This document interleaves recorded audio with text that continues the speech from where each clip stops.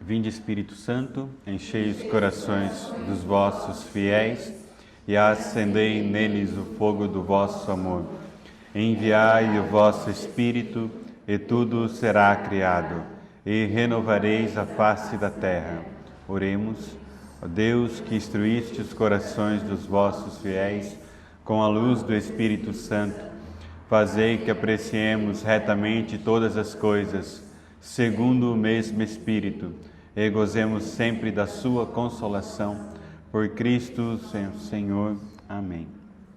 Queremos pedir, Espírito Santo de Deus, que conduza o nosso coração, a nossa mente, todo o nosso ser, mais uma vez ao encontro da Tua santa vontade para cada um de nós, que nesta formação, o nosso coração, a nossa alma, desejosa daquilo que é a vontade de Deus, possa hoje receber todas as graças, em especial aquelas ligadas à faculdade da inteligência na nossa alma, para que possamos hoje absorver tudo aquilo que Deus preparou para cada um de nós e que isso nos conduza ao caminho de santidade. Que a Virgem Maria, Mãe da Sabedoria, do Verbo encarnado, conduza o nosso coração, cada um de nós que aqui estamos presencialmente, que estão acompanhando online ou que acompanharão depois desta formação, para que o próprio Jesus possa estabelecer em cada um de nós um novo tempo e que, através da inteligência, através da santa vontade, possamos alcançar o Senhor. Ave Maria, cheia de graça, o Senhor é convosco. Bendita sois vós entre as mulheres, bendito é o fruto do vosso ventre, Jesus. Santa Maria, Mãe de Deus, rogai por nós, pecadores, agora e na hora de nossa morte. Amém. Que o Senhor nos conduza, Ele que é Pai, Filho e Espírito Santo. Amém. Bom, irmãos, então hoje nós vamos falar da quarta virtude cardeal, né? Então nós concluímos hoje esse ciclo das cardeais, né? Nós falamos primeiro da prudência, depois falamos da justiça, na última foi sobre fortaleza e concluímos com a temperança, tá?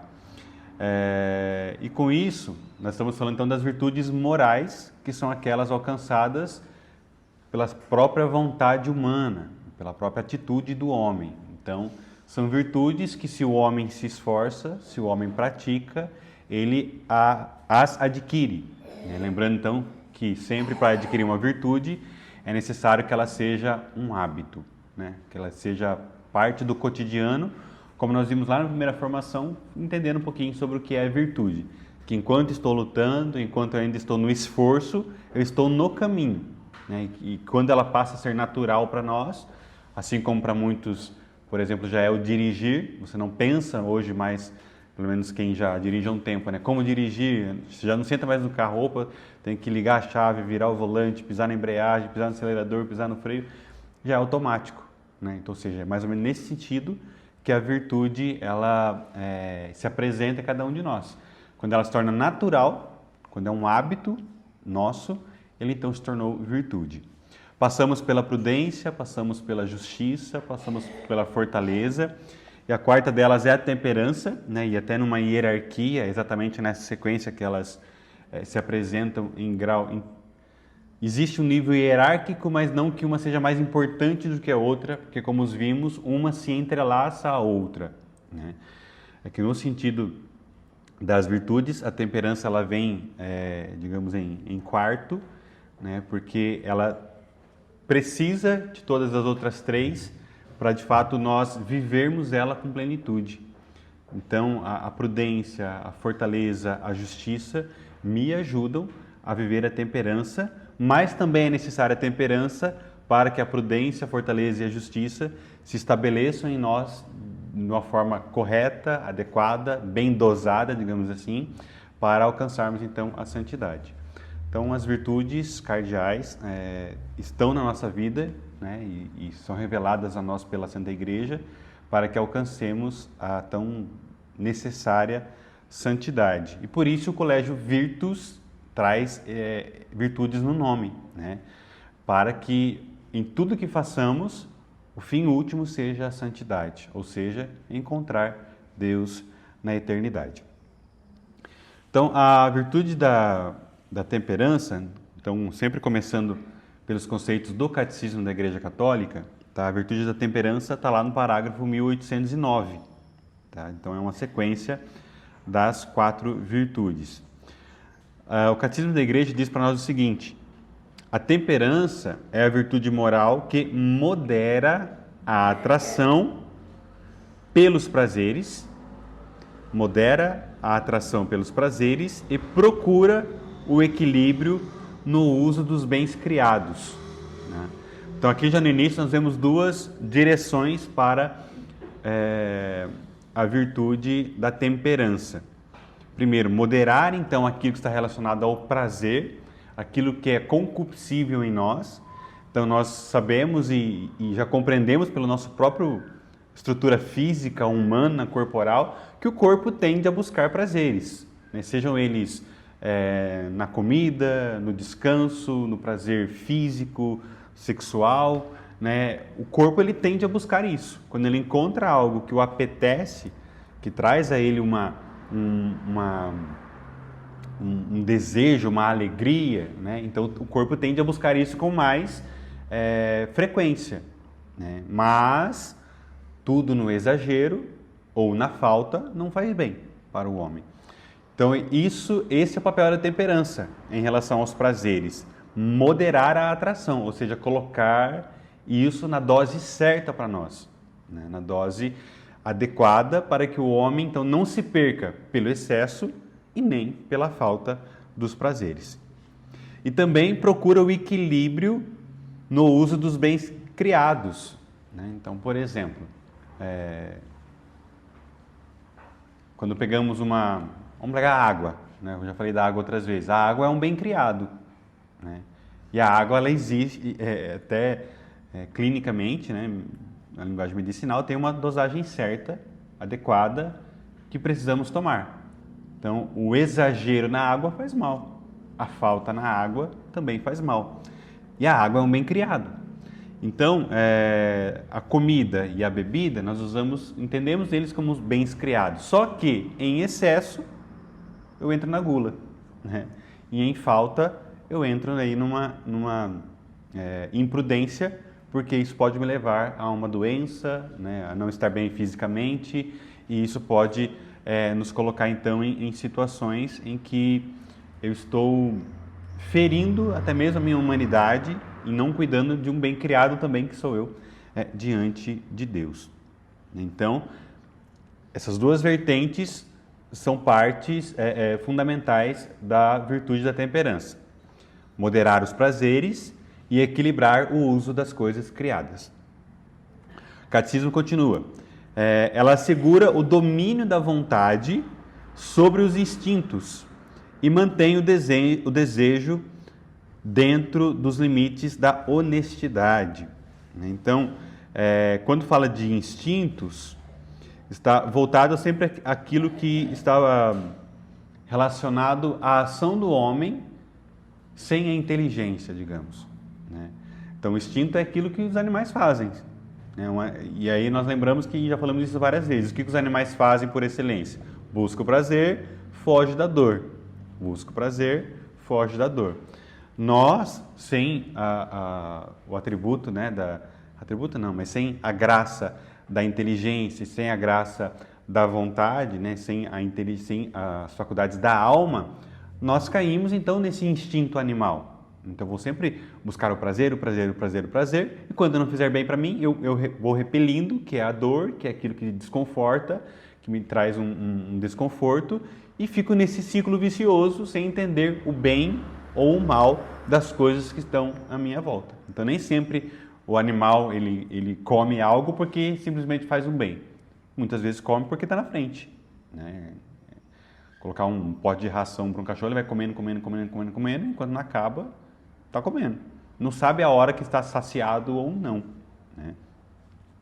Então, essa questão do domínio sobre os instintos. E mantém o desejo dentro dos limites da honestidade. É interessante falar aqui da questão da honestidade, dos desejos, os limites dos desejos, porque é uma forma de se dizer de que os desejos em nós, eles não são maus.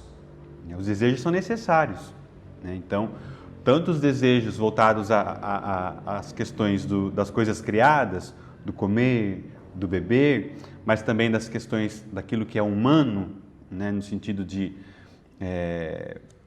do prazer físico, carnal, por exemplo, pelo sexo, né? Pelo ato sexual, é algo que eles têm um limite, e aqui o catecismo chama isso dos limites da honestidade, no sentido de que, ainda que isso tenha sido dado por Deus a cada um de nós, né, essa necessidade da fome, a necessidade também da carne, no sentido da procriação, existe um grau adequado para que isso seja vivido, sem ferir a nossa humanidade diante daquilo que Deus deu para cada um de nós, né? Então, o comer exagerado, né, me desfigura como filho de Deus no equilíbrio. Assim como o sexo desenfreado, ele me desconfigura como filho de Deus diante do equilíbrio. Então, esse desejo dentro dos limites da honestidade, eu só vou viver honestamente esses desejos se eu tiver a temperança. A pessoa temperante orienta seus apetites sensíveis para o bem. Então, nós vimos que todas as virtudes ela têm um fim, que é buscar o bem. Guarda a santa discrição, né? E aqui é interessante porque nessa santa discrição, uma das formas de viver a santa discrição é a própria modéstia, né? A modéstia, ela parte da virtude da temperança, né? A modéstia não é só para a mulher na forma do se vestir, no sentido de não chamar a atenção, de não se vulgarizar pelas vestimentas, mas a modéstia também é para o homem, em como se veste, em como se apresenta, em como fala. Então, a modéstia ela não está só no vestir, mas a modéstia está no falar, no se comportar, em como eu com a minha vida, como eu com o meu corpo, como eu com todo o meu ser apresento a criação, no caso do Filho de Deus. Logo, se tudo que eu faço apresenta a imagem e semelhança de Deus em mim, quando eu não sou equilibrado na santa discrição, quando eu não sou modesto, o que eu estou ferindo além da minha imagem, entre aspas, mas por trás dela existe um Deus que se faz imagem e semelhança em mim, né? Então, logo, o homem e a mulher, né, que se vulgariza na sua forma de se apresentar, vulgariza a própria imagem e semelhança de Deus. Então, guarda a santa discrição e não se deixa levar pelas paixões. Os homens, nós estamos sujeitos às paixões, mas nós não podemos ser escravos das paixões. As paixões, elas estão aí para nos conduzir também a viver bem a nossa humanidade, para que elas nos levem a Deus.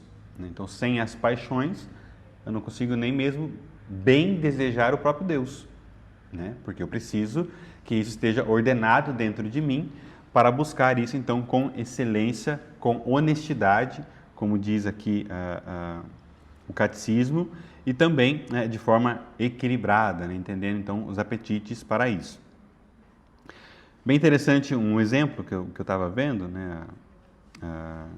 Lá o Instituto Rest estava dando algumas formações durante a Quaresma, e ela deu esse exemplo, achei bem interessante, que é a história de um peregrino, né, perdido no seu equilíbrio, né? Então, ele fala de um peregrino que caminhava de uma cidade X até uma cidade Y, bastante distante, e ele caminhava para isso, e no meio do caminho acabou, né, a água do seu cantil, né? Então, ele encontrou no caminho uma primeira fonte, onde ele bebeu água e encheu o seu primeiro cantil, foi bebendo até o caminho, encontrou uma segunda fonte, novamente bebeu água, a ponto de se saciar, encheu o seu cantil, e ele chegou numa terceira fonte, com o cantil vazio e com sede. O que ele fez? Ele começou a se perguntar: agora eu tenho água para beber aqui, eu tenho o meu cantil que cabe um pouquinho de água, então ele encheu o cantil dele e bebeu água num volume bem grande, que medo de que ele não encontrasse um outro poço, uma outra fonte, até o local que ele fosse chegar. Então, aqui, o que aconteceu? Ele bebeu muita água, muita água, muita água, que o caminho que ele ia fazer ficou mais longo, porque ele ficou mais pesado, ele começou a sentir dores, ele começou a passar mal no meio do caminho, porque tomou muita água. E ele tomou muita água porque ele ficou com medo de que não tivesse mais água pelo caminho, né? Então, o que aconteceu aqui? E aqui nós podemos entender um pouco da questão da temperança.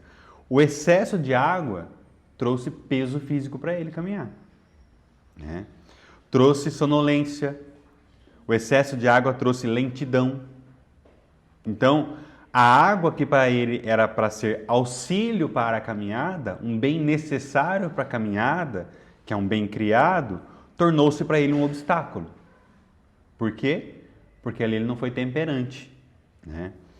Então, o que nós entendemos disso, né? O que atrapalhou ele não foi a água, porque a água é um bem.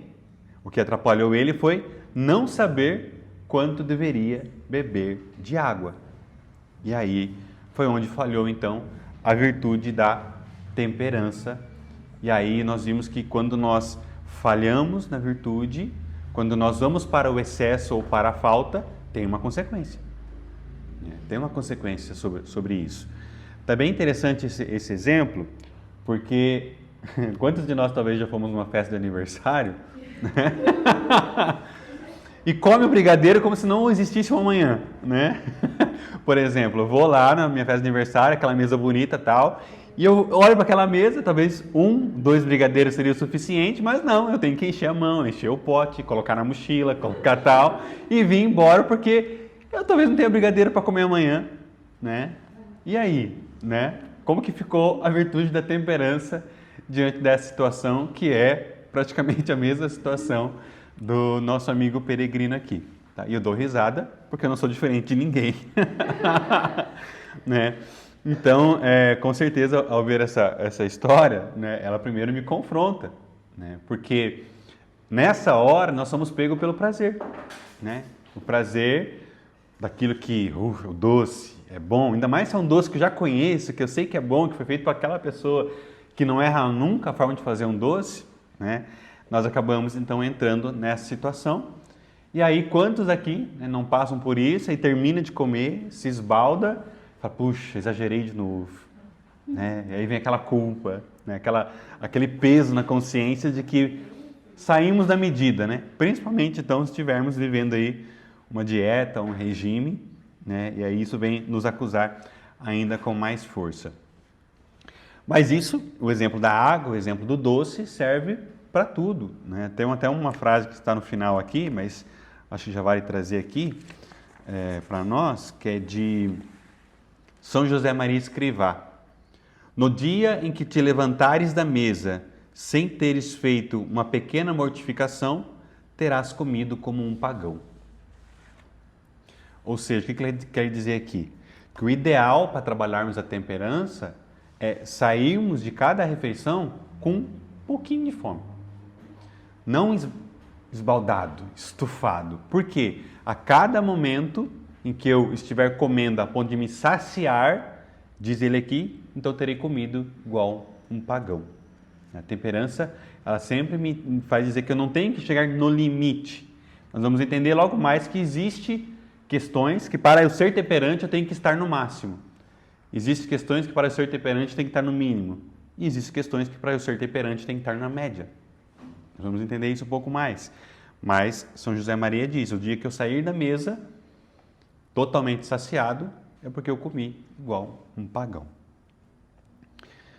Há uma grande diferença entre o que nós precisamos e aquilo que nós desejamos.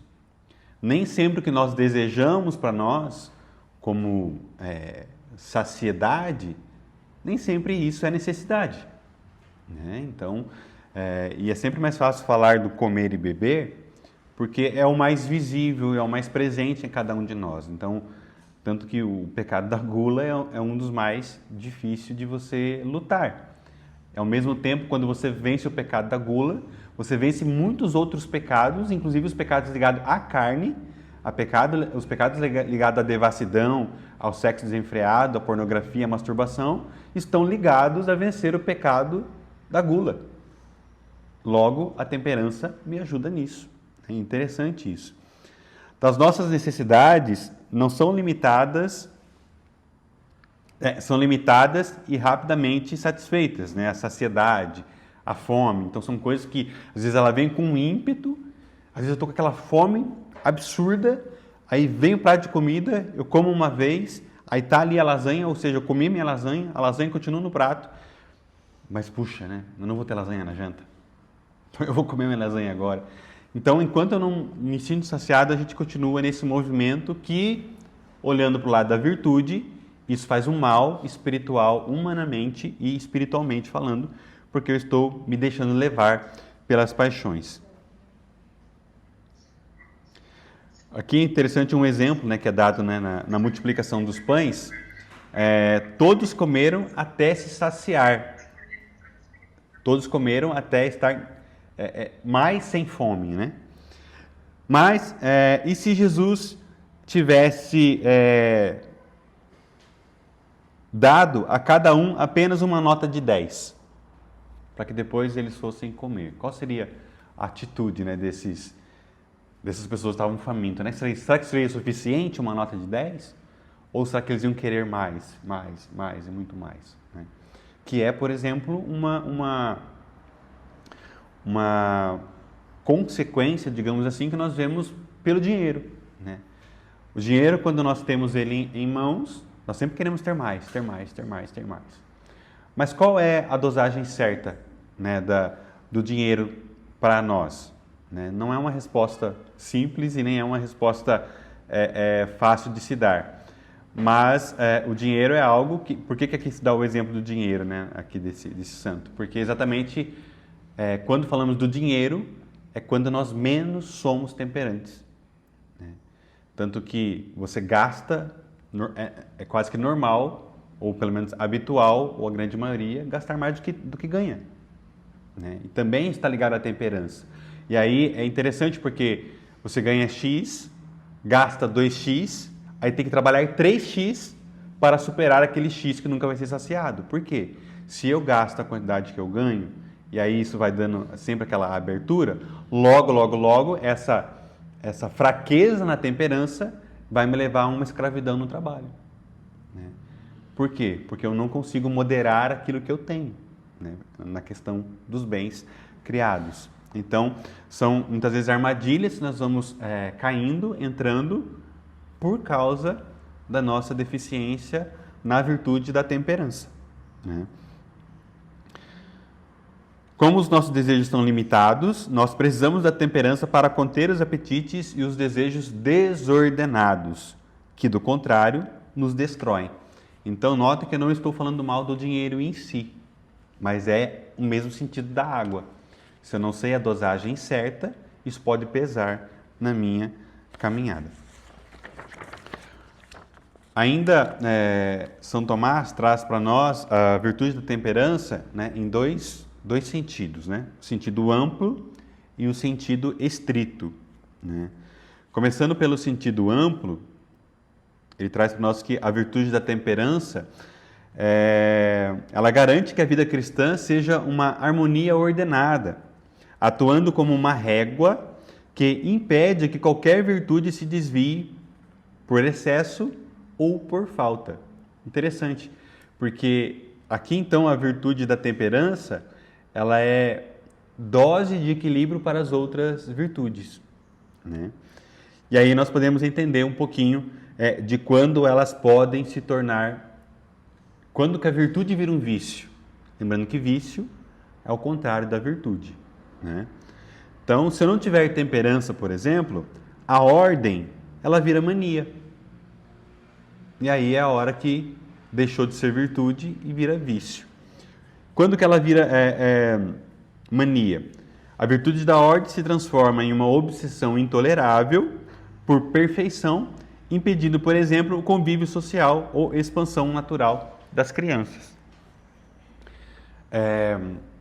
Aqui na primeira parte, né, o convívio social. Vamos supor que tu está lá na casa dia da faxina, ou para quem é um pouquinho mais viciado, faz faxina todo dia, mas está lá no dia da faxina. E aí você está fazendo a faxina e o teu filho de 2, 3, 4 anos simplesmente passou correndo com o chinelo e sujou lá onde estava fazendo a faxina. Entendamos que correr, para a criança correr no lugar, andar no lugar, existe alguma normalidade nisso? Não existe. Mas se eu estiver dominado pela ordem, no sentido do vício, eu vou brigar com a criança, eu vou gritar com a criança, eu vou colocar a criança de castigo. Por quê? Porque ali já não é mais ordem, virtude. Ali é o vício da ordem que trouxe para mim um ímpeto, que me trouxe uma ira, que me trouxe um sentimento, que me trouxe uma paixão a ponto de eu punir a criança por um ato natural. Então, aqui, por exemplo, a virtude da ordem deixou de ser virtude e se tornou vício. Ou seja, o excesso, o apego por aquilo, ele pode me levar a estar vivendo, então, ao invés de estar vivendo a virtude na sua excelência, aquela virtude se tornou vício e me leva a pecar, né? Me leva até, de repente, a ferir alguém. Então, aqui no sentido da ordem que ele diz do convívio social com alguém, é nesse ponto. A hora que eu me desequilibro e a hora que, por causa da ordem, eu puno alguém ou eu cobro de alguém um excesso, eu não estou mais dentro da virtude, mas eu saí do ponto de equilíbrio, né? E esse é um exemplo muito comum para todos nós, né? Porque quem nunca, né, esteve limpando a casa e saiu alguém correndo, ou o marido chegou com o sapatão sujo, tal, isso e aquilo, enfim, diversas situações. Mas é o equilíbrio. Como que se encontra o equilíbrio aqui? Né? É pelo diálogo, né? Talvez o marido também precise se equilibrar, a criança se equilibrar de entender o cenário, mas a partir do momento que eu me irei por isso, acabou a virtude, né? Precisa voltar do zero. Outro cuidado, né, que de virtude se torna um vício, o zelo pela saúde, que pode virar uma hipocondria, né?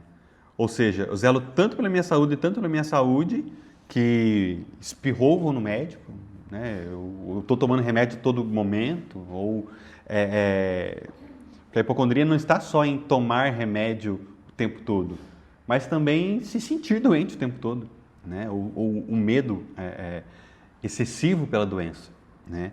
E aí faz com que os cuidados com a saúde me escravize, né? Ou aquela pessoa que está falando dos benefícios da comida em 100% do tempo, que não pode ver alguém comendo algo, vai lá e repreende aquela pessoa: você está comendo isso aí porque você está cheio de sódio, isso, aquilo, tal, isso aqui. Entenda, existe o bem nela saber disso, só que o excesso disso, quando afeta a outra pessoa e afeta o seu próprio convívio social, deixa de ser virtude e torna-se um vício, prejudicando a própria pessoa e o ambiente em que vive. Então, muitas vezes, o saber, né, eu sei de tantas coisas, eu sou da área da saúde, eu estudei tal elemento, estudei tal coisa, eu sei disso, mas se eu não sei dosar isso para o bem de alguém, ou se uso disso apenas para repreender alguém e não para trazer alguém para o bem, então eu não estou usando da virtude como deveria ter sido usada.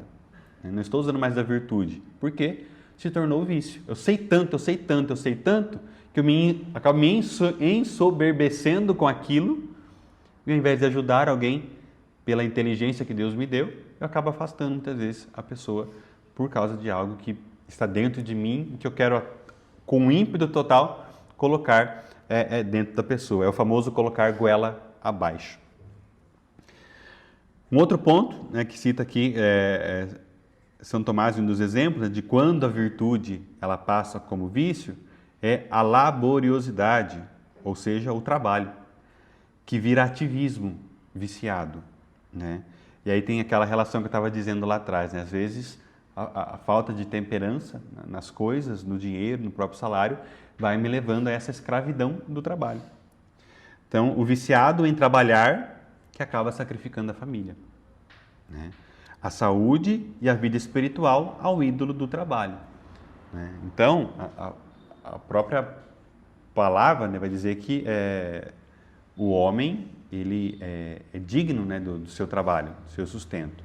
Só que quando o trabalho ele rouba a minha família, a minha saúde e a minha vida espiritual, ele deixou de ser virtude, né? E torna aqui então um inimigo, porque aqui não está tendo temperança, porque o trabalho ele não deve, ele é necessário? É necessário, só que se ele está roubando família, saúde e o meu tempo espiritual, deixou de ser virtude e passou a ser então uma intemperança na nossa vida, né?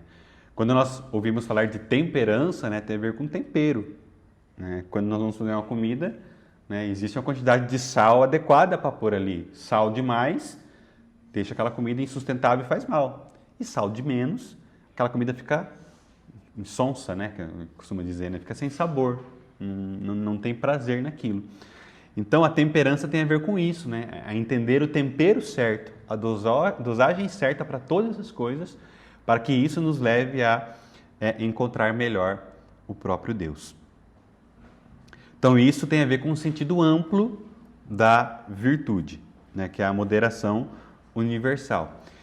Depois nós entramos na temperança como virtude cardeal no sentido estrito, né? Então nós vimos o sentido amplo e o sentido estrito que vai dizer São Tomás para nós, que é quando a virtude governa de modo particular a relação do homem com os prazeres ligados ao corpo e ao instinto, né? Então em nós, os dois apetites mais fortes é o comer e beber e depois o ato sexual, né? São os dois apetites mais fortes na natureza humana, né? Então, comer e beber que sustenta a nossa vida individual e o ato sexual que propaga a natureza social, né? Então, os excessos desses apetites geram a gula e a luxúria, que são pecados capitais, né? Olha a importância da temperança, né?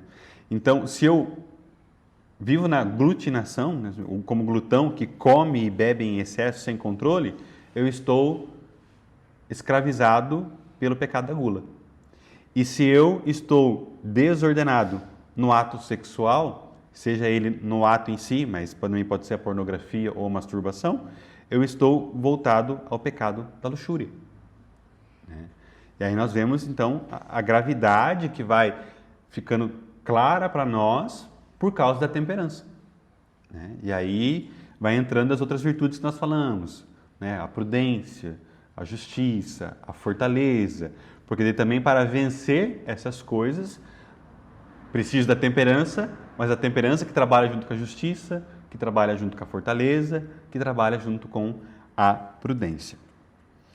E aí existe uma questão que estava comentando do meio termo, né? E do cume, né? Ora, para eu ser temperante eu tenho que estar no topo de tal coisa, ora para ser temperante eu tenho que estar no nível médio, né, de tal coisa, né? Mas sempre se busca o cume, né, da temperança. Então, não se deve confundir a moderação cristã, a temperança, com mediocridade ou com tibieza, né? Tibieza, que é a mornidão, que vai dizer lá em Apocalipse 3,15. São José Maria Escrivá diz o seguinte: o meio termo das virtudes morais não é a metade do que é possível, mas sim o cume, o ponto mais elevado que a prudência indica, né? Então, cumes absolutos, né? Virtudes que exigem o máximo, não admitindo meio termo. Por exemplo, amar. Amar não existe meio termo. Para você ser virtuoso, temperante no amor, é sempre dando o máximo, né? O cume. Honestidade. Não dá para você ser honesto pela metade ou um pouquinho honesto. Você tem que ser sempre no topo, honesto, né? A lealdade também, né? Nesse mesmo termo, né? Logo, né, as virtudes relativas, né, estão ligadas praticamente ao que eles estávamos falando anteriormente, né? A laboriosidade, né, o trabalho. Você tem que estar entre a preguiça e o ativismo. Então existe um meio termo. Você não está no máximo e nem no mínimo, porque o mínimo é preguiça e o máximo é ativismo. Então a temperança está aqui no ideal, que está entre a preguiça e o ativismo. O outro ponto é a temperança que está entre a coragem e a covardia. A coragem é o topo, a covardia, aliás, que é a coragem que está entre a covardia e a temeridade. A covardia que é o mínimo, você não avança, você para no medo, você não entende o cenário e recua. E a temeridade é aquela que nós vimos semana passada, né, quando falando da fortaleza, que é você não mede consequências, vê a situação e vai embora, sem medir os riscos. Então isso não é coragem, né? A coragem está no meio da covardia e entre a covardia e a temeridade. Existe um meio ponto ali. A questão da virtude, né, da humildade. Então existe também um meio termo. A humildade porque o pouco humilde, digamos assim, é o que se rebaixa, é o falso rebaixamento. E o muito humilde, entre aspas, né, o excesso lá, que acaba entrando no orgulho. Ai, sou tão humilde. Ponto, entrou no orgulho. A partir do momento que eu me reconheço humilde ao extremo, eu já não estou mais na humildade, estou no orgulho. Né? E aquele que se diminui, é porque eu sou o pior, eu sou o menor, também não é humildade. Né? Aí você está se rebaixando. Gosto muito da definição de humildade que Santa Teresa dá. A humildade é a verdade. Se você é bom em tal coisa, reconheça que é bom em tal coisa. Não existe mal nenhum nisso. Isso é ser humilde. Né? Mas agora também se diminuir por achar que isso é humildade não tem nada a ver. Né? Então é interessante notar isso. Né? Então há casos em que a temperança está no topo, como o amar, e há casos em que ser temperante está no meio termo. Né? E aí é preciso entender tudo isso dentro de nós e no nosso dia a dia. Né? Alguns exemplos do que não é temperança, né? Para nos ajudar a ficar um pouco mais claro também. A função da temperança não é anular ou sufocar os instintos, tá? Então, muitas vezes, há aquela questão que para eu ser temperante, eu não posso sentir prazer, eu não posso ter vontade das coisas, não tem nada a ver com isso. Né? Temperança, você deve sentir o prazer, você vai sentir vontade das coisas, porém, na dose adequada, sem ferir a própria humanidade, conforme Deus pensou, né? Então, para isso, elas precisam ser ordenadas pela razão, né, pelo intelecto e pelo amor. Né? Então, nunca, né, o prazer corpóreo ele foi tido como algo pecaminoso. Né? Tanto que o próprio Filho de Deus assumiu a forma corpórea do homem. Para quê? Para santificá-la, para ordená-la e para dizer que não é ruim. Né? Com certeza, se fosse ruim, o nosso estado físico carnal aqui, jamais Jesus assumiria essa realidade. Mas ele veio assumir para ordenar todas elas dentro de cada um de nós. Então, se eu quero entender a dose certa das virtudes, eu olho para o próprio Cristo, porque ele assumiu isso, a nossa humanidade, para ordenar todas as coisas.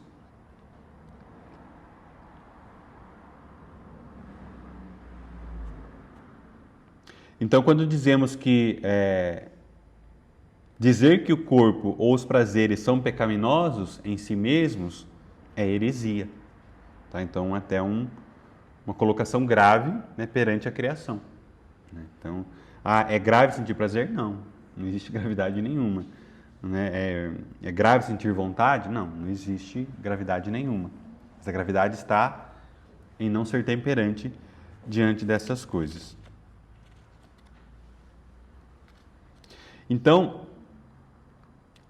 o vício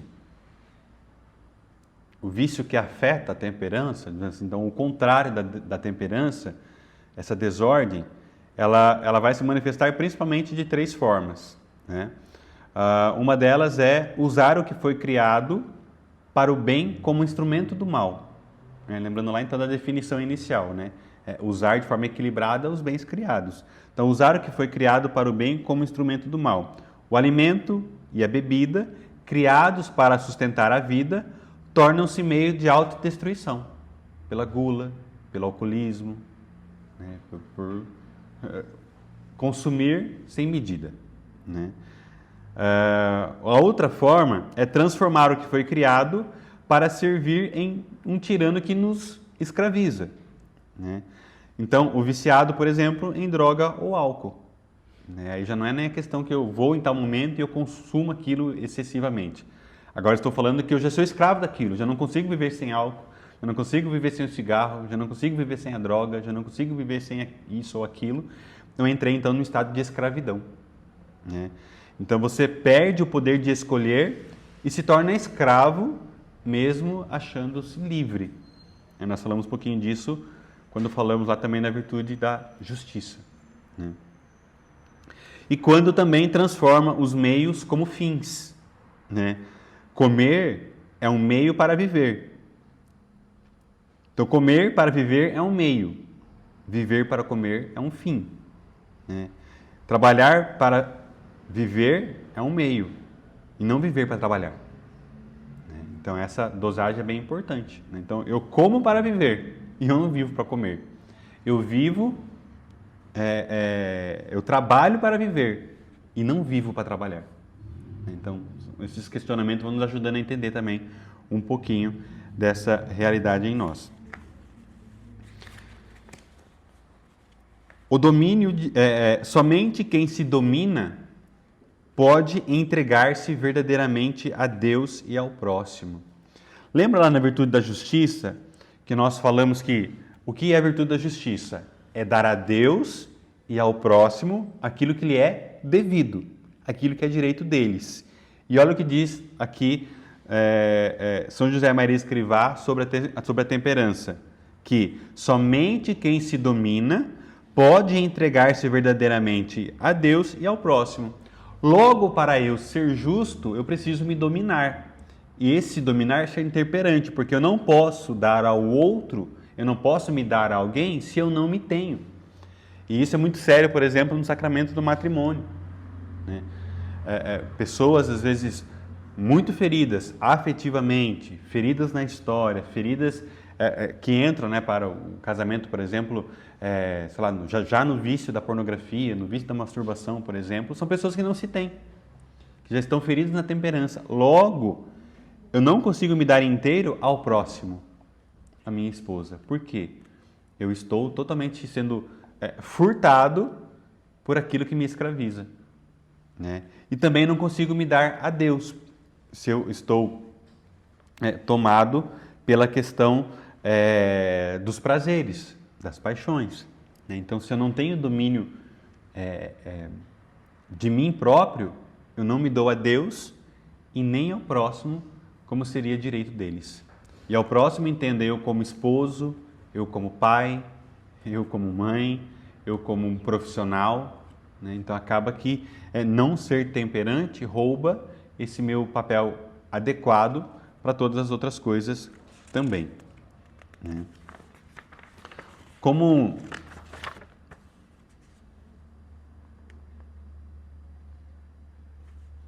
então a virtude da temperança, ela traz para nós esses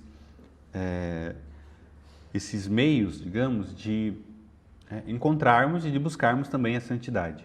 Né? Então, essas coisas externas, né? Essas coisas que estão de fora para dentro, digamos, no que eu consumo, no que eu faço, no que eu vejo, nos vícios às vezes que caímos, eles precisam ser ordenados para que até mesmo a minha relação com Deus ela seja melhor. Né? E é engraçado,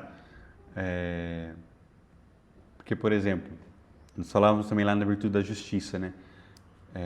Que convém darmos a Deus a nossa primeira hora do dia, né? Acordar e logo já fazer a minha oração, buscar a Deus, porque ali eu estou ainda começando o meu dia, né? Vou dar a Ele a primazia. Então ainda nem deu tempo de eu cair nos vícios das coisas, nem deu tempo de eu ainda pegar meu celular e deixar o dia passar, né? De ainda cair sei lá, de tomar um café exagerado, tal, não sei o quê. Mas se eu deixo para a noite, né, eu vivi todo o meu dia lá, então eu vou lá para a noite, vou lá para orar com Deus, conversar com Deus, fazer um momento de oração, de devoção, e acabo sendo entregue pelo sono, pelo cansaço, pelo filho que quer tempo, pela esposa que merece o tempo, isso e aquilo, e acabo não dando a Deus que é direito dele. Onde está a temperança aqui, né? Cada um de nós, né, é muito difícil, com certeza, eu chegar em casa, almoçar e falar, agora eu vou rezar, depois de um almoço. Até tentamos, mas nós vamos cair no sono, né? O corpo está pesado, é o exemplo lá do peregrino que bebeu muita água, né? Então, esse equilíbrio do momento certo, da hora certa, de entender o melhor momento de dar a Deus, então liga muito a justiça com a temperança, né? Se eu sei que tal coisa não me faz bem e me rouba de Deus, então, eu preciso colocar isso com base na razão para, né, estar totalmente entregue a Deus naquilo que Ele merece. Trouxe aqui alguns exemplos para irmos finalizando sobre... Deixa eu falar antes aqui dos exemplos, sobre alguns filhos, né, que nós chamamos da temperança. Então, da virtude da temperança brota a castidade, né, a pureza. Olha que interessante. Por quê? Modera os prazeres ligados ao ato sexual, que é o mais impulsivo, né, dentro dos prazeres humanos, que é o mais veemente e prazeroso dos apetites sensitivos, né? E qual é a relação que tem com a temperança? É a parte mais nobre da temperança, pois lida com a conservação da espécie. É interessante isso, porque a castidade, ela não é puramente abster-se de ato sexual, digamos assim, né? Tanto que existe a castidade no matrimônio, que está ligada à fidelidade, né? A entrega dos esposos de forma justa, de forma leal, de forma íntegra, de forma completa. Então, quando que não há castidade no matrimônio, por exemplo? Quando há traição, quando entra a pornografia, quando entra a masturbação. Ou seja, aí está ferida a castidade no matrimônio, que está ligada à temperança, né? Uma outra virtude ligada à temperança é a sobriedade, né? Que modera o apetite relacionado à bebida, por exemplo. Especialmente o vinho ou as bebidas alcoólicas, para que o uso seja moderado e não impeça o uso da razão. Então, quando se bebe demais, você não está sóbrio, você perde a tua racionalidade. Então, a pessoa, por exemplo, que está sob o álcool em excesso, ela não consegue raciocinar mais nas palavras, nos gestos, né? Fala coisa com coisa, fala coisa que não deve. Às vezes chega na casa agressivo. Por quê? Perdeu a sobriedade, que está ligada à temperança. O outro ponto é a abstinência, né? Está ligada à temperança, que modera o apetite relacionado à comida. A sobriedade é a bebida, a abstinência é a comida, que logo tempera a questão da gula em nós, garantindo o uso necessário para a saúde e evitando o excesso. Então, essa abstinência que a igreja nos ensina, que a igreja até coloca alguns dias obrigatórios, né? Mas ela modera em nós essa questão da gula, né? Por isso é tão importante. E o que eu já dizia também é a questão da modéstia, né? Que está ligado aos atos e movimentos que estão relacionados a regular também questões da razão. Então, isso ela vai trazendo para nós o entendimento da modéstia em relação àquilo que...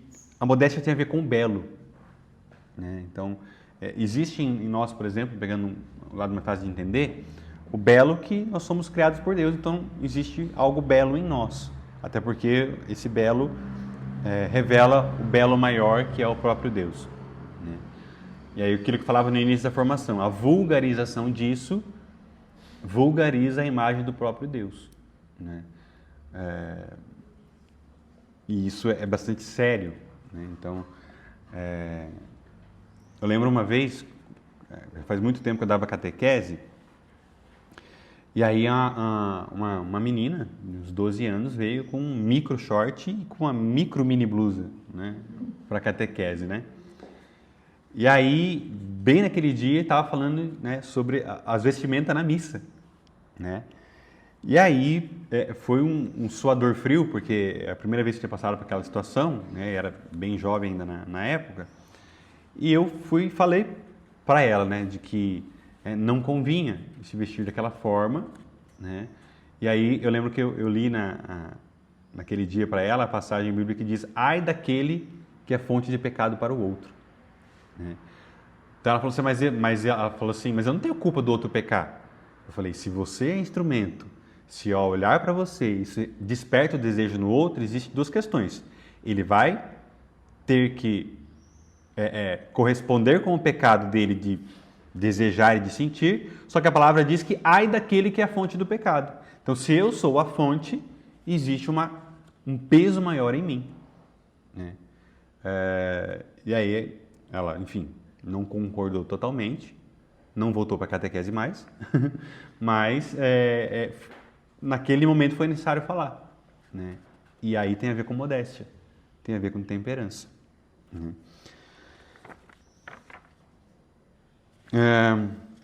Aqui então sobre os exemplos, né, finalizando, alguns exemplos, aplicação com as crianças, né?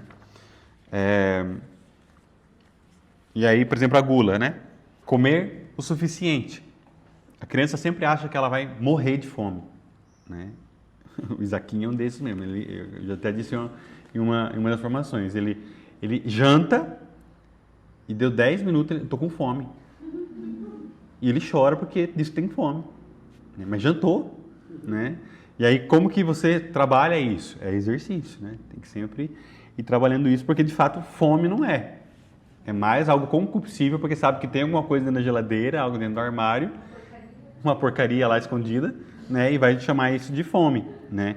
Então, a criança que para comer um doce ou um alimento favorito, quando está saciada, mesmo que o prato ainda não esteja vazio. Então, está sempre pensando no próximo que tem, mas já existe ali um condicionamento do prazer, né? Do prazer de comer. Então, como que ensina, né? Aqui uma instrução, né? Então, ensina a comer devagar, ensina a criança a sentir o sabor da comida, né? E começa por nós, às vezes, né? Quão rápido nós comemos na mesa, né? Então, quanto mais eu demoro, no sentido de que não sei se a dentista que sabe nos dizer isso, né? Mas já ouvi dizer que tem que mastigar quantas vezes o ideal é mastigar uma colher de comida, por exemplo. Já ouvi falar de 30, de 40, né? Mas quantos de nós, de fato, colocamos uma colher de comida na boca e mastigamos as 30, 40 vezes? Se mastigar 2 vezes, isso é muito, né? Põe um do lado direito, do lado esquerdo e engole, manda bala. Só que isso faz com que o alimento não nos sacie como deveria nos saciar. E aí comemos mais do que devia, né? Então, ensinar a criança a comer devagar, a sentir o sabor, é uma forma de ajudar ela a se saciar da forma adequada. Assim, aproveita melhor o alimento e se sente bem também para brincar depois, porque daí não come e fica estufado daquele jeito. Se eu como muito rápido, não me sacio. E aí também vem aquela questão da fome.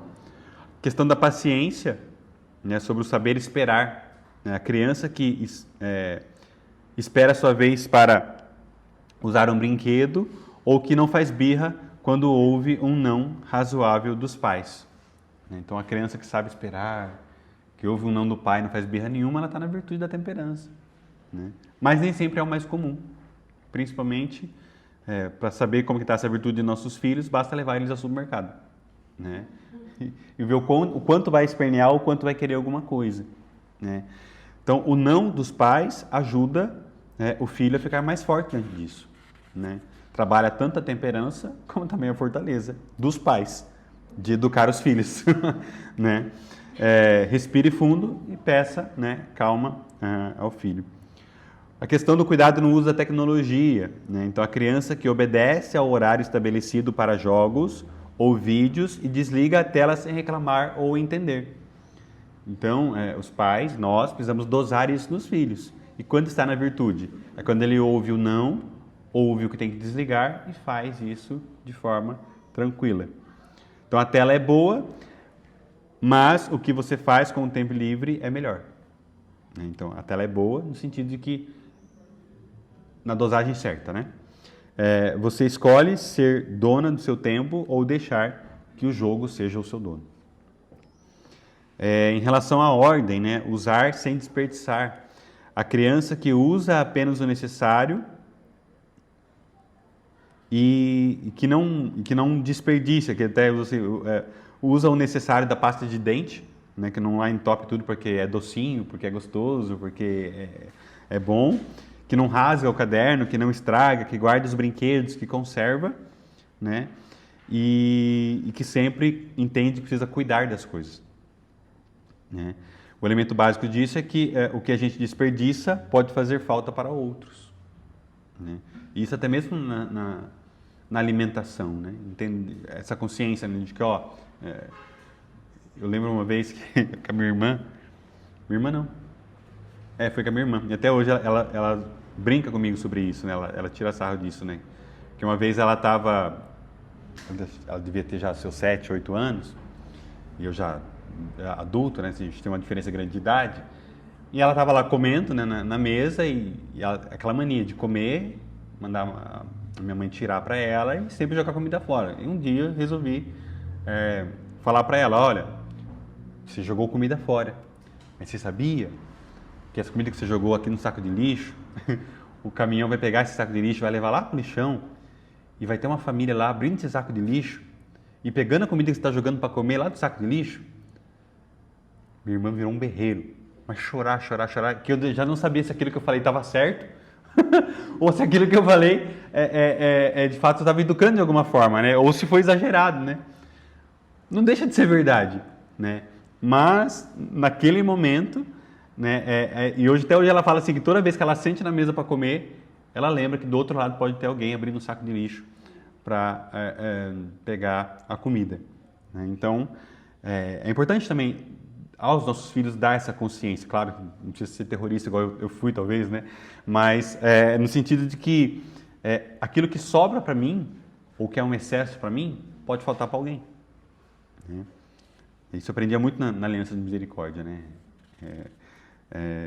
Enquanto você está jogando aqui algo, alguém está gritando por aquilo que você está jogando. Aplicação para os pais, né? Na questão da gula e da sobriedade, né? A moderação à mesa. O pai ou mãe que evita o segundo prato desnecessário, dando testemunho prático da moderação, que é aquilo que São José Maria Escrivá dizia: sair sempre com um pouquinho de fome da mesa, né? O testemunho prático, papai e mamãe está satisfeito e vai parar de comer agora. Temos que nos acostumar e parar naquilo que é suficiente, né? E não naquilo que sacia totalmente.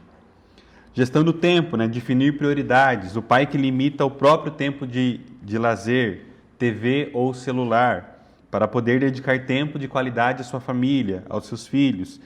Trabalhar para viver e não viver para trabalhar. Um exemplo de ensinamento, né? Eu preciso terminar esse trabalho, mas antes vou parar e ler uma história com você, meu filho, né? Dedicar um tempo à minha esposa. A família é a prioridade. E aqui está o entendimento da temperança. A questão da autoridade, né? O equilíbrio na disciplina. O pai ou mãe que consegue corrigir o filho imediatamente após um erro, sem gritar, temeridade, e nem deixar passar o tempo certo de corrigir, que daí é a frouxidão ou a covardia. Interessante isso, porque o momento certo de corrigir, o momento certo de chamar atenção, né? E para a criança, sempre o momento certo, sempre não, mas claro que nunca em frente aos outros, no sentido da humilhação, né? Mas sempre o melhor momento é no ato, né? Que está acontecendo algo, né? Porque se deixa passar demais pode virar covardia, até esquecimento. E se não faz, e se faz também com excesso, com ira, pode virar temeridade, né? A questão do consumismo, né? O pai ou a mãe que resiste a comprar algo só porque está na promoção, resistindo ao impulso do desejo e não da necessidade. Isso que é interessante porque às vezes pode existir, a pessoa vai para o supermercado ou vai na loja e tem aquela famosa banquinha do cantinho ali, né, que tem aquela promoção, só hoje 3 peças no valor de uma. É aquela hora que talvez você não precisa daquilo, mas porque está em promoção, vai levar porque pode precisar um dia. O que é isso? É a história do peregrino com a água. Eu não preciso daquilo, mas porque está em promoção, eu vou consumir. Então, nesse sentido, tem a ver com o consumismo, né? O cuidado, né? Então, isso pode nos levar a um desequilíbrio, né, nas coisas. E também pode levar a um vício de consumismo. Não pode ver o 7 do 7, o 10 do 10 do Shopee que fica desesperado, né? Eu tenho que comprar. Agora até o Mercado Livre também está no 10 do 10, né? O 11 do 11. Né? Então, o que é isso? Né? É o vigiar que precisamos ter, porque se eu não me tenho, se eu não me controlo nisso, também eu não me tenho para me dar totalmente a Deus e ao outro. Bom, acho que está bom de exemplo. Tem até mais aqui, mas o horário também já está elevado.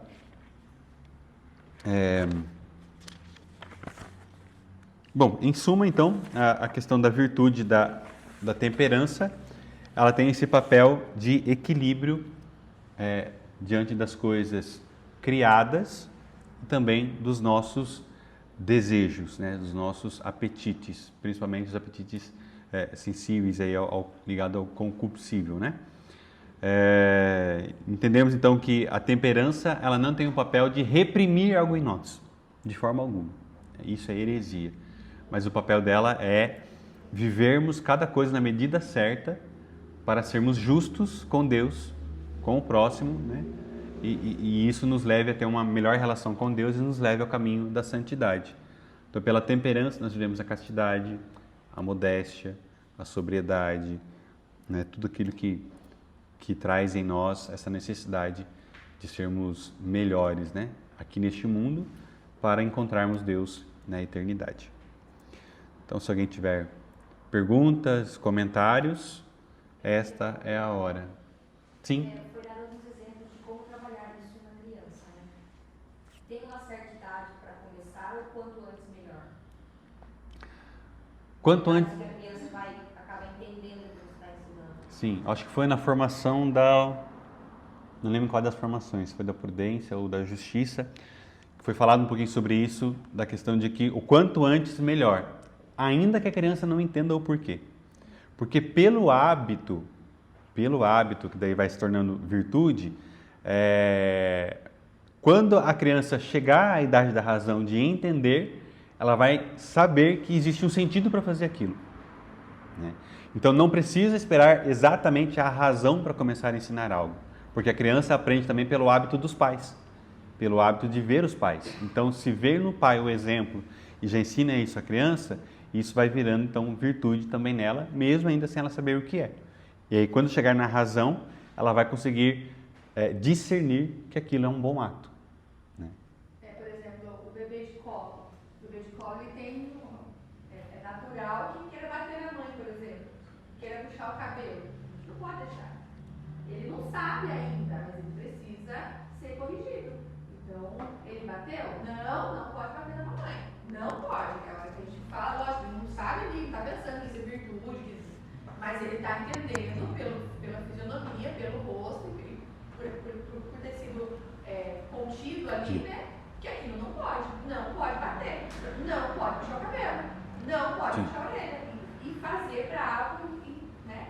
Porque se a gente deixar, por exemplo, pequenininho, tadinho, deixa eu bater, né?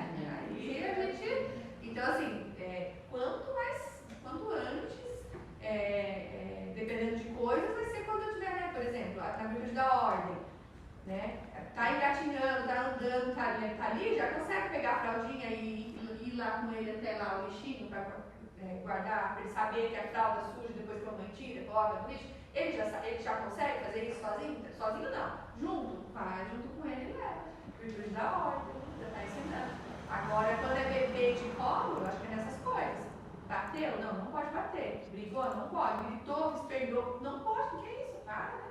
Então, se a gente falar com autoridade, daí é o contrário da temperança. O que é o contrário da temperança? Será? Intemperança. Né? Então, o que acontece? A gente não dá esse controle para o bebê que quando está bravo quer bater, quando cresce e perde o jogo, vai chorar, vai gritar, vai chutar, já acostumou com aquilo. Exatamente, que ele não consegue controlar suas emoções, seus impulsos. Então, quando ele perde o jogo, ele xinga, ele chora. Lá no buffet, né, que a gente levou as crianças, foi engraçado, né, porque teve uma hora que a gente estava dançando, brincando da dança das cadeiras, e eles estavam lá, né? E aí tinha um aluno que toda hora que ele quase perdia, ele já vinha assim chorando, assim, ele não tinha nem perdido, ainda tinha um lugar lá. Aí eu via que várias pessoas davam lugar para ele. Então, porque daí via que ele ia chorar, né? Os adultos que estavam, aí eu corre. Aí vinha, eu só de olho. E só de olho. Aí até as crianças mais maiores também via que ele começava a chorar. Aí, corre, senta aqui. Oh, meu Deus do céu, não é possível, né? Aí eu falei, mas deixa, uma hora ele vai perder, né? E aí chegou uma hora que ele perdeu. Aí ele veio com minha menina, opa, vai brincar de outra coisa. Perdeu. Um monte de gente perdeu, você também perdeu. Agora vai brincar de outra coisa. Impossível. E foi, já tá correndo, brincando. Ali ele lidou com uma frustração mesmo, uma perda. Né? Mas, opa, calma, é assim mesmo, vai perder, perdeu, acabou, né? Então a gente tem que ter isso, essa coisa para não ter esse excesso, né? É a mesma coisa daí, a criança que não sabe esperar a vez, aqui, na festinha que a gente tem aqui uma vez por mês. A gente, todo mês, né? Todo mês tem que trabalhar com eles, porque quer pegar tudo de uma vez, aí já quer pegar o doce salgado, aí já enche o prato, daí acha que vai ficar sem, daí já quer passar na frente do outro. Não, mas tem que ir ali, cortando o excesso. Não, primeiro é o salgado, depois é o doce. Espera o colega, depois que o colega pegar, você pega. Né? Faz a fila, se não na fila não vai comer. Então, coloca no pratinho só que vai comer. Só que vai comer, para não desperdiçar. Daí volta a pegar mais. Mas assim, nós estamos em outubro. Todo mês a gente tem que falar a mesma coisa. Entendeu? Já melhoraram bastante, assim, né? Pelo menos a fila faz. Eu falo, os pequenos é mais fácil do que os maiores. Dia de festa aqui é muito mais fácil pequenininhos. Eles chegam, eles sentam, vai por turminha, cada um na sua vez, os outros esperam. Não tem empurra, não tem gritaria. É uma graça. Vai ver os grandes. É muito mais difícil, porque daí um quer ir, outro já quer um canta a vantagem daqui, o outro já corta a fila ali, o outro já. Ai, meu Jesus amado, nem todo mundo fala ao mesmo tempo, né? Por isso que a gente fala, desde pequenininho, você vai formando, o trabalho é bem menor com eles, né? Criança pequena é como se fosse um livro em branco. Quem escreve os primeiros capítulos são os adultos. Então, né, os adultos que começam a escrever ali os primeiros capítulos da criação dos bons hábitos, a criação das virtudes, da ordem ali, né? E quando você recebe crianças maiores, você já pega os primeiros capítulos escritos e a gente vai ter que dar continuidade nessa história, né? E aí é mais difícil de você mudar algumas coisas. E uma filha também que o Cleber falou da temperança, que é a modéstia. Eu, durante muito tempo da minha vida, eu entendia a modéstia como a vestimenta. Quando falava em modéstia, para mim, estava ligado simplesmente ao vestir-se bem, ao não vestir-se né, de forma vulgar e tudo mais, a modéstia era isso. Depois que eu fui entender que modéstia vai muito além, e que desde pequenininho a gente tem que ensinar modéstia. Modéstia no falar, modéstia no silêncio, por isso que a gente bate muito na tecla com isso, do silêncio, de ter um momento do silêncio, de saber, é óbvio, não é? Sempre funciona, né? Mas a gente tem que sempre bater isso com eles, né? Porque a pessoa que ela chega, onde ela tá, ela fala alto, ela dá risada alto, ela... Sabe aquela pessoa escandalosa? Falta o quê? Falta modéstia. Né? Não sabe nem falar baixo, não sabe sempre tudo muito, né? Isso é, principalmente os sanguíneos, tem muita essa dificuldade, por isso precisam muito dessa virtude, da temperança, né? Porque é muita intensidade, mas aí precisa da modéstia, no falar, no se comportar, no sentar, no saber sentar, meu Deus do céu, em tudo, né? E são tudo coisinhas que a gente vai ensinando para eles no dia a dia, de como fazer. E a questão que eu marquei também, que é a questão do aprender a dizer não, né? Na virtude da temperança. Não é não, né? A gente fala, a gente recebe aqui relatórios de médicos escritos dizendo que a criança tem dificuldade com não, que é para evitar dizer não. Meu Deus, eu também tenho dificuldade com não. Eu também não gosto de ouvir não. Mas, meu Deus do céu, né? Então, precisa, é lógico, né? Vamos arrumar um jeito de dizer não, né? Eu não sei, eu tenho dificuldade de né? Mas alguns psicólogos, alguns neurologistas falam, é um outro jeito de falar. Tá bom, a gente tenta, né? A gente dá um jeito aí de tentar falar não sem falar não. Mas, meu Deus, todo mundo tem dificuldade com não. E eles têm que aprender desde pequenininho que não, que vai... Porque lá fora não vai ter isso. No mundo lá, eles vão ouvir não. E se a gente não preparar eles para o não, que não pode fazer isso. Tem que fazer de outra forma, né? Então, a virtude da temperança eu vejo assim que é fundamental e acho que uma das virtudes que a gente mais pode trabalhar com os pequenos, né? Esses detalhes, os pequenininhos assim é muito bom de trabalhar isso, porque aí eles aprendem a sua vez de falar, a sua vez de perder, de ceder, de comer com calma, de mastigar, como ela falou, né? Vamos mastigar 10 vezes? Vai, mastiga 10 vezes. Tem criança que engole, né? A Letaí não falava, tem criança, aí fica desesperada. Olha como essa criança, meu Deus do céu, só tem jabuticaba. Porque engole tudo, né? E parece que passa direto assim, porque tem a pressa. Quer fazer, quer comer. A gente tem que formar isso na temperança. Então é uma das virtudes que eu acho que mais dá para trabalhar de forma concreta assim com os pequenininhos, é a virtude da temperança, né? E com os grandes é mais difícil. É mais difícil. As crianças mais velhas que já têm essa coisa de não saber perder, é muito mais difícil. Agora, se desde pequenininho você trabalhou isso com ela, que ela vai perder, vai ser muito legal. Até porque para os grandes, os maiorzinhos, já entrou no vício. Né? No vício de não saber perder, no vício dos sentimentos, das emoções, tantas as coisas. Né? Por isso que, quanto antes começar a trabalhar, é o melhor, né? Hoje eu fiz uma atividade com as crianças, né? Que eu já tinha feito alguns meses atrás. E eles são pequenos. Como é o livro em branco e o adulto vai escrever. Né? E na primeira atividade desses meses atrás foi frustrante, né? Porque assim, os bebês, até mandei agora, os bebês foram às compras, né? Meu carrinho, peguei as bolinhas para tirar de uma caixa, colocar na outra, colocar a quantidade certa, né? E eles sabem, são pequenininhos, mas eles sabem a quantidade certa para pegar bonitinho, né? A primeira atividade, eles não pararam, né? E não queria pegar o carrinho e não, porque é meu, e não sei o que, isso, aquilo, pra mim, ia lá, pegava a quantidade errada e jogava um monte lá dentro. Dessa vez, todo mundo sentadinho lá. Ficaram lá bonitinho, sabe? Daí, eu perguntei pra outra, qual aluninha que vai agora? Vai fulano de tal. Pegou, levantou, já tinha explicado a atividade para todo mundo. Vai lá, pega 2 bolinhas e 2 pauzinhos. E coloca lá dentro da caixa, volta, deixa o carrinho pra mim e senta. Mas o Zé é tão bonitinho, fiquei tão orgulhosa. Eles foram adquirindo, né? Sabe? Então, o trabalhar não espera, é a vez do amigo, né?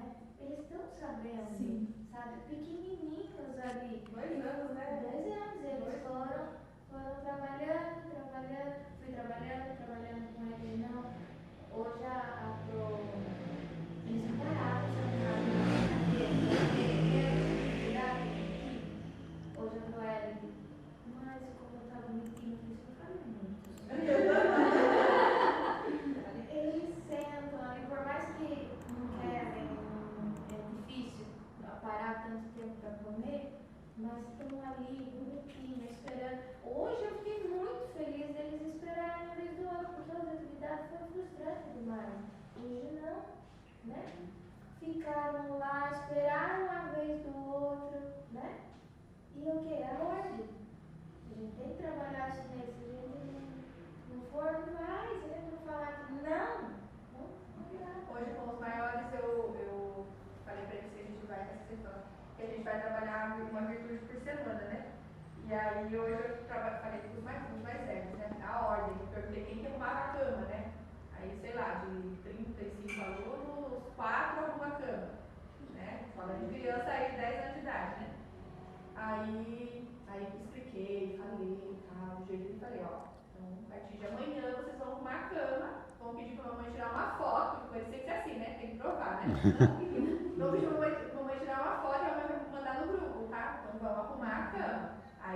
sofá, assim, pra gente já arrumar. Ah, eu já arrumo, então não precisa fazer nada. Precisa, arrumar o guarda-roupa, então. Mesa de brinquedo, alguma coisa no quarto, além da cama. Ai, vai tirar foto. A semana inteira. Mas vai ficar no meio de animado, não sei, né? Como vai ser amanhã. Mas eles estão com isso, né? Amanhã eu quero ver se a gente faz uma outra coisa da ordem, vários tipos de ordem, né? A ordem do material, da mochila, da escrivaninha, do altarzinho, do sei lá o que da casa, né? De arrumar, ajudar a mãe a arrumar a mesa, tirar a mesa, secar a louça, sei lá, alguma coisa nesse sentido, para que eles possam perceber o quanto é bom ter aqui, né? O guarda-roupa então vai ser